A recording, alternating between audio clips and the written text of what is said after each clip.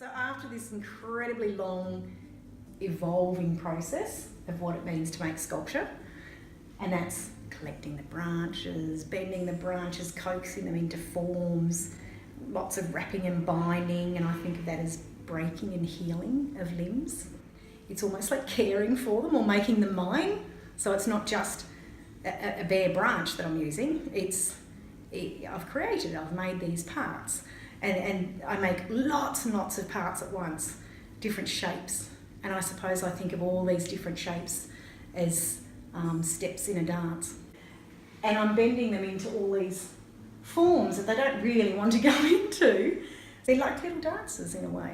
Yeah. They're like little dancers. You know, this shows very much, I'm thinking about memory and forgetting and what that means. And that can be as simple as muscle memory and, you know, that beautiful sensory feeling of dance. All about the ethics of memory, about should we forget some things. Lots of layers of meaning on the work.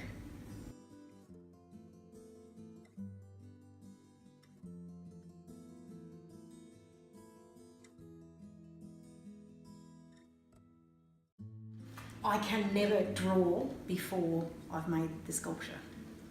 So I do everything backwards. I make the sculpture first, because I must think very 3D, I think spatially, and I think that's got a lot to do with choreography and moving in the space, and that's how my brain works.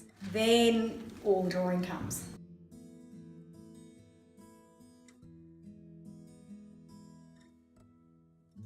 I enjoy the physicality of making sculpture. It appeals to me because I can get in there, I can completely lose myself in what I'm doing and physically work hard.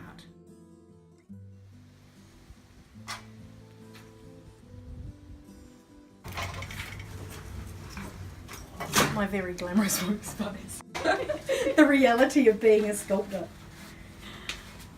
Yeah, this is the cold face. This is where it gets real. But this is my favourite place to be, by far. I can see that. Yeah, I can see why. See, I can't. I'm smiling when I get here.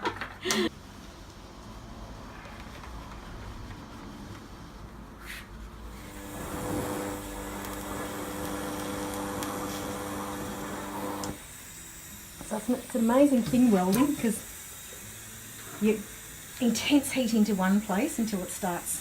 You can see it. You can see the metal start to pull. Oh yeah.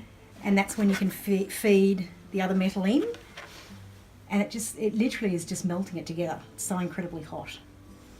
Do you need a qualification to do that? No. Thank goodness. So this is the free pouring. I call it free pouring. That's just my own name for it. So that's how rough it is from the foundry.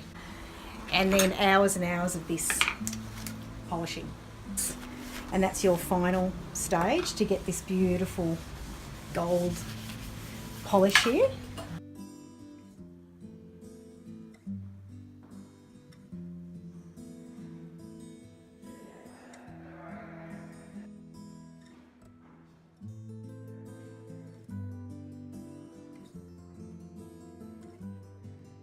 There's rarely a front and a back to my work. They